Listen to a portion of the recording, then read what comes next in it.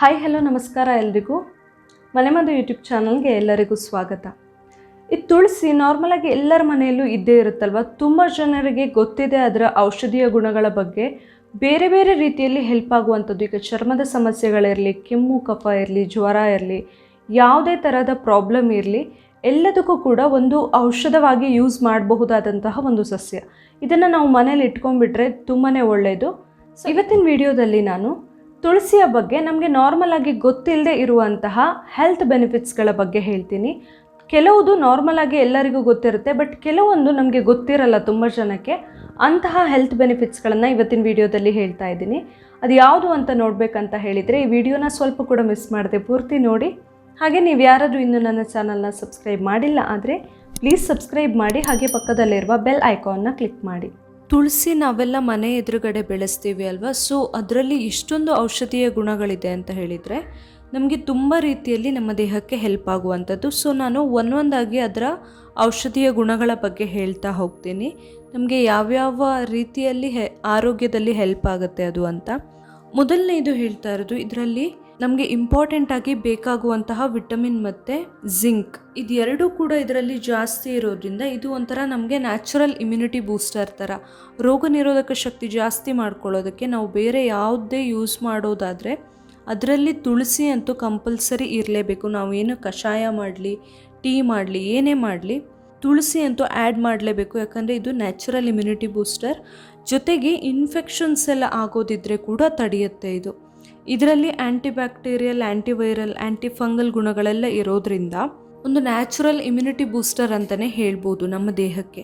ಇನ್ನು ಎರಡನೇ ಪಾಯಿಂಟ್ ಹೇಳ್ತಾ ಇರೋದು, ನಮ್ಮ ಕಣ್ಣಿನ ಆರೋಗ್ಯಕ್ಕೆ ತುಂಬಾ ಒಳ್ಳೆಯದು. ನಾರ್ಮಲ್ ಆಗಿ ಯಾವುದೇ ಹಸಿರು ಸೊಪ್ಪುಗಳೆಲ್ಲ ಇರಲಿ, ಅವೆಲ್ಲವೂ ಕೂಡ ನಮ್ಮ ಕಣ್ಣಿನ ಆರೋಗ್ಯಕ್ಕೆ ಒಳ್ಳೆಯದು. ಅದರಲ್ಲಿಯೂ ಈ ತುಳಸಿ ಅಂತೂ ತುಂಬಾ ಒಳ್ಳೆಯದು. ನಾವು ಯಾವುದಾದ್ರೂ ರೀತಿಯಲ್ಲಿ ತುಳಸಿನ ಯೂಸ್ ಮಾಡ್ತಾ ಇರಬೇಕಾಗತ್ತೆ. ಇನ್ನು ಮೂರನೇದು, ಜ್ವರ, ಕೋಲ್ಡ್ ಅಥವಾ ಕೆಮ್ಮು ಎಲ್ಲ ಕೂಡ ಕಡಿಮೆ ಮಾಡ್ಕೊಳ್ಳೋದಕ್ಕೆ, ಜೊತೆಗೆ ಕಫ ಕರಗಿಸೋದಕ್ಕೆ ಎಲ್ಲದಕ್ಕೂ ಕೂಡ ತುಂಬಾ ಹೆಲ್ಪ್ ಮಾಡುವಂತಹ ಒಂದು ಔಷಧೀಯ ಸಸ್ಯ ತುಳಸಿ. ನಾನು ಆವಾಗಲೇ ಹೇಳ್ದಂಗೆ ಇದರಲ್ಲಿ ಆ್ಯಂಟಿಬ್ಯಾಕ್ಟೀರಿಯಲ್, ಆ್ಯಂಟಿವೈರಲ್, ಆ್ಯಂಟಿಫಂಗಲ್ ಎಲ್ಲ ಗುಣಗಳು ಇರೋದ್ರಿಂದ ನಮಗೆ ಜ್ವರ ಬಂದಾಗ, ಶೀತ ಆದಾಗ ಅಥವಾ ಕೆಮ್ಮೆಲ್ಲ ಇದ್ದಾಗ ಆ ರೋಗಗಳ ಜೊತೆ ಹೋರಾಡೋದಕ್ಕೆ ನಮ್ಮ ದೇಹನ ರೆಡಿ ಮಾಡುತ್ತೆ ಈ ತುಳಸಿ. ಸೊ ನಾವು ಆ ಟೈಮಲ್ಲಿ ಏನೇ ಕಷಾಯ ಎಲ್ಲ ಮಾಡೋದಿರಲಿ, ಆವಾಗ ಅದರಲ್ಲಿ ತುಳಸಿನ ಆ್ಯಡ್ ಮಾಡಬೇಕಾಗುತ್ತೆ. ಇಲ್ಲ ಆದರೆ ಬರೀ ನೀರಿಗಾದರೂ ಕೂಡ ಸ್ವಲ್ಪ ತುಳಸಿ ಎಲೆನ, ಒಂದೆರಡು ಎಲೆನ ಹಾಕಿ ಇಟ್ಕೊಂಡು ಕೂಡ ಕುಡಿಬಹುದು. ಇನ್ನು ನಾಲ್ಕನೇ ಟಿಪ್ಸ್ ಹೇಳ್ತಾ ಇರೋದು, ನಮ್ಮ ಬ್ಲಡ್ ಪ್ರೆಷರ್ ಅಂದರೆ ರಕ್ತದೊತ್ತಡನ ನಿಯಂತ್ರಣದಲ್ಲಿಡೋದಕ್ಕೆ ಕೂಡ ಇದು ಹೆಲ್ಪ್ ಮಾಡುತ್ತೆ. ಜೊತೆಗೆ ತುಂಬ ಸ್ಟ್ರೆಸ್ ಕೂಡ ರಿಡ್ಯೂಸ್ ಮಾಡುತ್ತೆ. ತುಂಬ ಕೆಲವರಿಗೆ ಮಾನಸಿಕ ಒತ್ತಡ ಇರುತ್ತೆ ಅಥವಾ ತುಂಬ ಸುಸ್ತು ಎಲ್ಲ ಇರುತ್ತಲ್ಲ, ಇದೆಲ್ಲದನ್ನು ಕೂಡ ಕಡಿಮೆ ಮಾಡ್ಕೊಳ್ಳೋದಕ್ಕೆ ಈ ತುಳಸಿ ತುಂಬಾ ಹೆಲ್ಪ್ ಮಾಡುತ್ತೆ. ಅದನ್ನ ನಾವು ಯಾವ ಥರದಲ್ಲಾದರೂ ಯೂಸ್ ಮಾಡಬಹುದು. ಬರೀ ಎಲೆನ ಅಗ್ದು ನುಂಗಿದ್ರೆ ಕೂಡ ಸಾಕಾಗುತ್ತೆ. ಡೈಲಿ ರುಟೀನ್ ಥರ ಮಾಡ್ಕೊಳ್ಬಹುದು. ಇನ್ನು ಐದನೇ ಟಿಪ್ಸ್ ಹೇಳ್ತಾ ಇರೋದು, ಇದು ನಮ್ಮ ದೇಹದಲ್ಲಿರುವ ಕೊಬ್ಬಿನಂಶ ಅಂದರೆ ಕೆಟ್ಟ ಕೊಬ್ಬು ಏನಿರುತ್ತೆ, ಬ್ಯಾಡ್ ಕೊಲೆಸ್ಟ್ರಾಲ್ ಏನಿರುತ್ತೆ, ಅದನ್ನು ಕರಗೋದಕ್ಕೆ ಹೆಲ್ಪ್ ಮಾಡೋದ್ರಿಂದ ನಮ್ಮ ಹೃದಯದ ಆರೋಗ್ಯಕ್ಕೆ ತುಂಬಾ ಇಂಪಾರ್ಟೆಂಟ್ ಆಗಿ ಬೇಕಾಗುತ್ತೆ ತುಳಸಿ.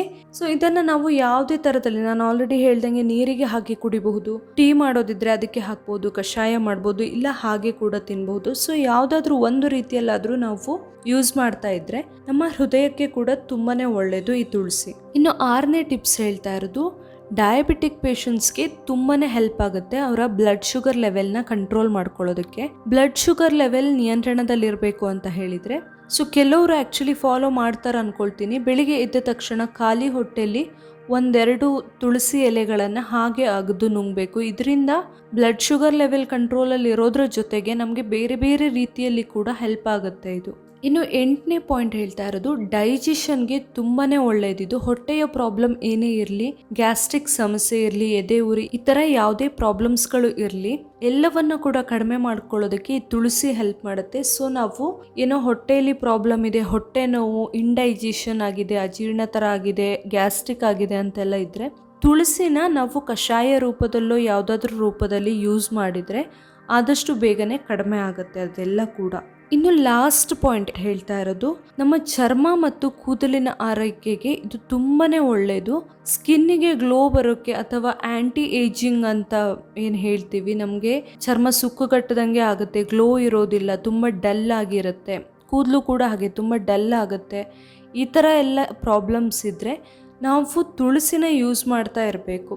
ತುಳಸಿ ನಮ್ಮ ಬಾಡಿಗೆ ಹೋದಾಗ ಅದರಲ್ಲಿರುವ ಔಷಧೀಯ ಗುಣಗಳಿಂದ ನಮ್ಮ ಚರ್ಮ ಮತ್ತು ಕೂದಲಿಗೆ ಗ್ಲೋ ಬರೋ ಥರ ಮಾಡುತ್ತೆ. ಅದನ್ನು ತುಂಬ ಆರೋಗ್ಯವಾಗಿ ಇರೋ ಥರ ನೋಡ್ಕೊಳ್ಳುತ್ತೆ. ಸೊ ನಾವು ತುಳಸಿನ ಯಾವುದಾದ್ರೂ ರೀತಿಯಲ್ಲಿ ಯೂಸ್ ಮಾಡ್ಕೊಳ್ಬಹುದು. ಅದರಿಂದ ನಮಗೆ ತುಂಬಾ ಬೆನಿಫಿಟ್ ಸಿಗುತ್ತೆ. ನಾನಿಲ್ಲಿ ಹೇಳಿರುವಂಥ ಟಿಪ್ಸ್ಗಳು ನಿಮಗೆ ಇಷ್ಟ ಆಗಿದ್ದರೆ ಪ್ಲೀಸ್ ನನ್ನ ಚಾನಲ್ನ ಸಬ್ಸ್ಕ್ರೈಬ್ ಮಾಡಿ, ಹಾಗೆ ಈ ವಿಡಿಯೋನ ಲೈಕ್ ಮಾಡಿ, ಹಾಗೆ ಶೇರ್ ಮಾಡಿ. ಅದೇ ರೀತಿ ಏನೇ ಸಜೆಷನ್ಗಳಿದ್ರು ಪ್ಲೀಸ್ ಕಮೆಂಟ್ ಮಾಡಿ. Thanks for watching.